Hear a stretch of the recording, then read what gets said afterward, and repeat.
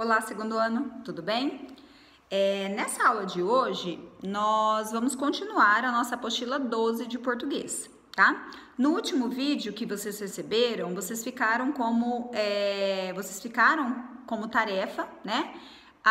Uma interpretação de texto, tá? Eu havia pedido para vocês lerem uma reportagem, o que tanto te interessa na vida dos outros, e responderem as perguntinhas de interpretação. Então, vocês viram que vocês tinham lá perguntinhas envolvendo a estrutura, a característica, o público, a intenção e também questões de interpretação envolvendo vocabulário e tudo mais, tá? Eu vou enviar para vocês uma foto com o gabarito dessas questões. Confiram aí na apostila de vocês para ver se vocês responderam de forma correta.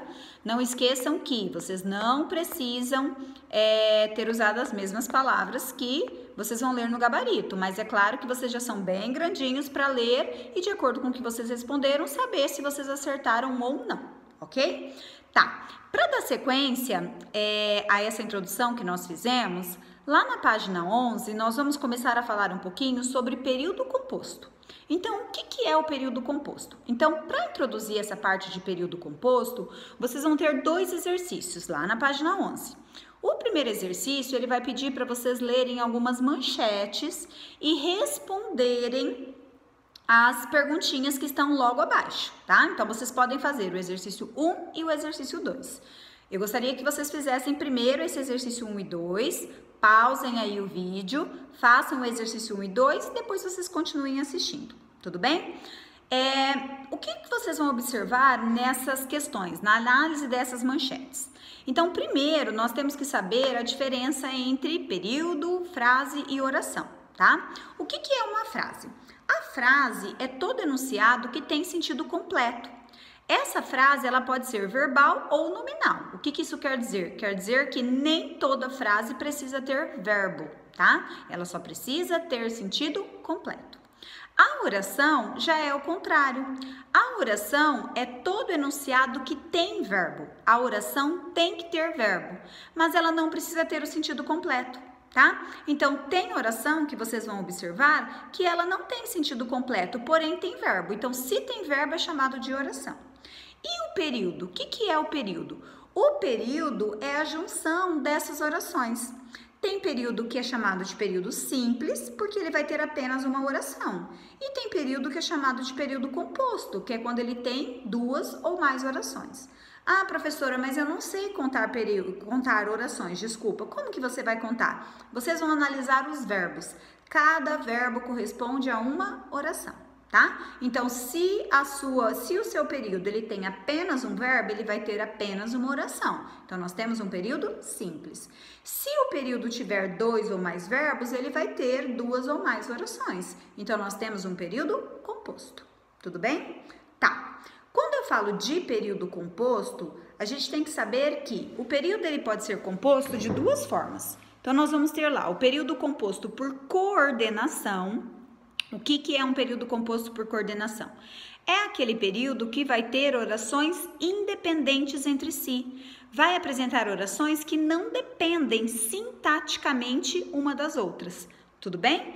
E o período composto por subordinação é aquele que vai apresentar orações dependentes entre si.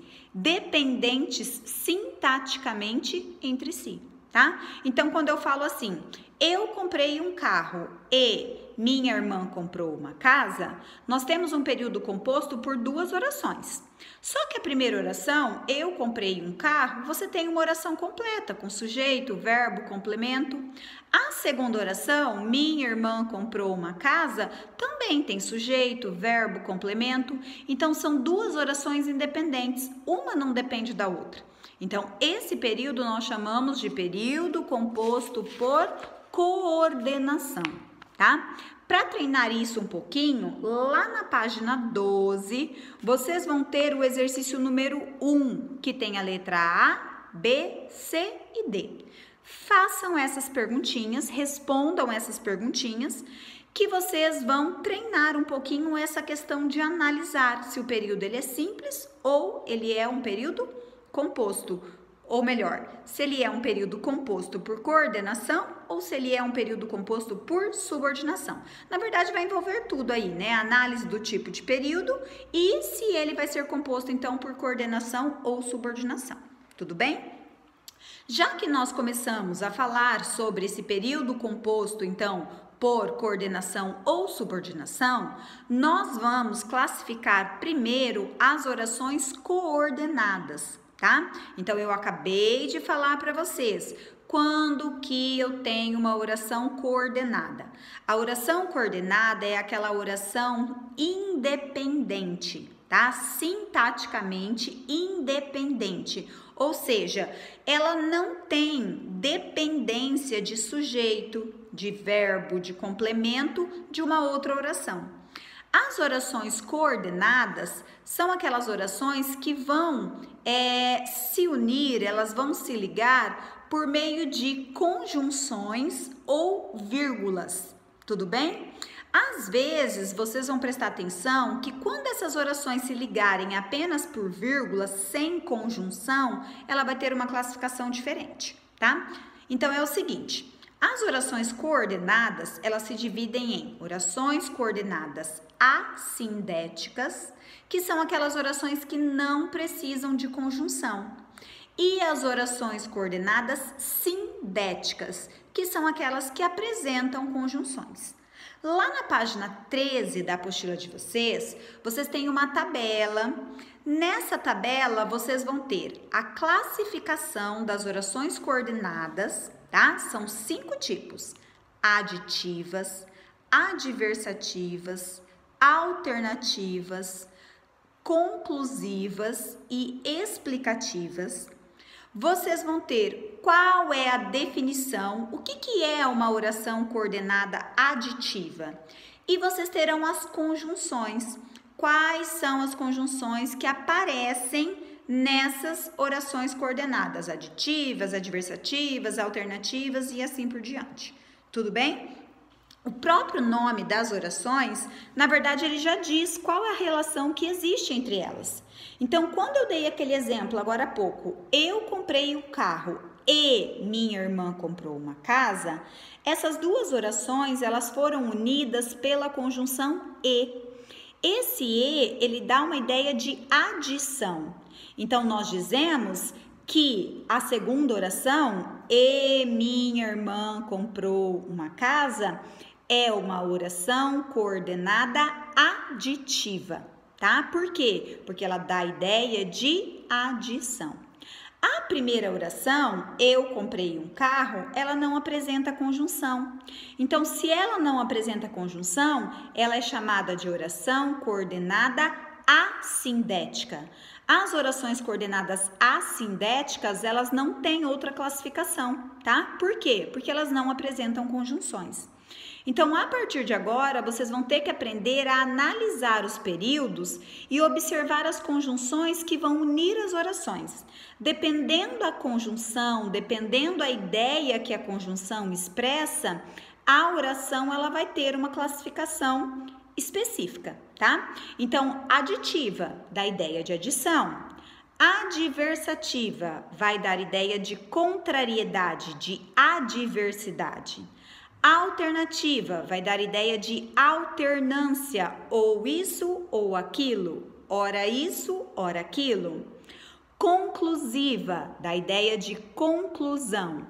E a explicativa vai dar ideia de explicação, tá?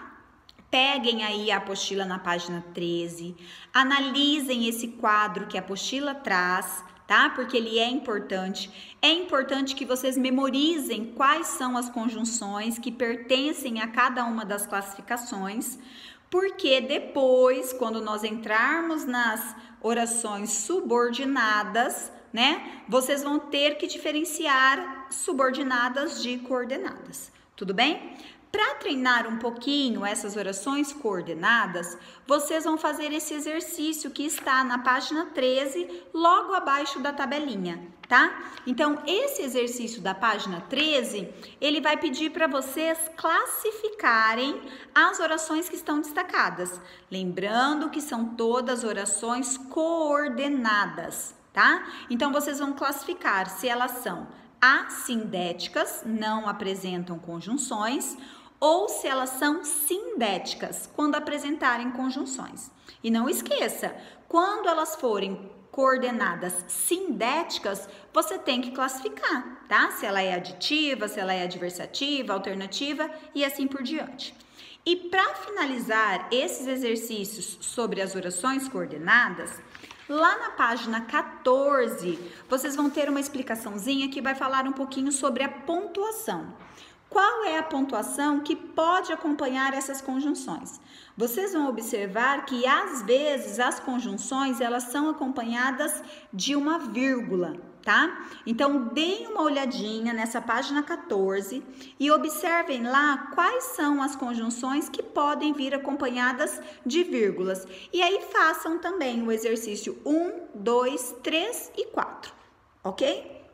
Bom, realizando essas atividades, realizando esses exercícios, eu tenho certeza que vai ficar claro para vocês o que é um período composto por coordenação, o que é uma oração coordenada. Ok? Memorizem as conjunções, como eu disse, façam com atenção. Se vocês encontrarem alguma dificuldade, se vocês tiverem alguma dúvida, se não entenderam alguma coisa do que eu falei ou do que a apostila está trazendo, me mandem uma mensagem, me mandem um recadinho que eu estou aqui à disposição para ajudá-los, tá? E aí eu aguardo a resposta dessas atividades para na próxima aula nós corrigirmos e darmos sequência ao conteúdo aí do período composto. Tudo bem? Até a próxima!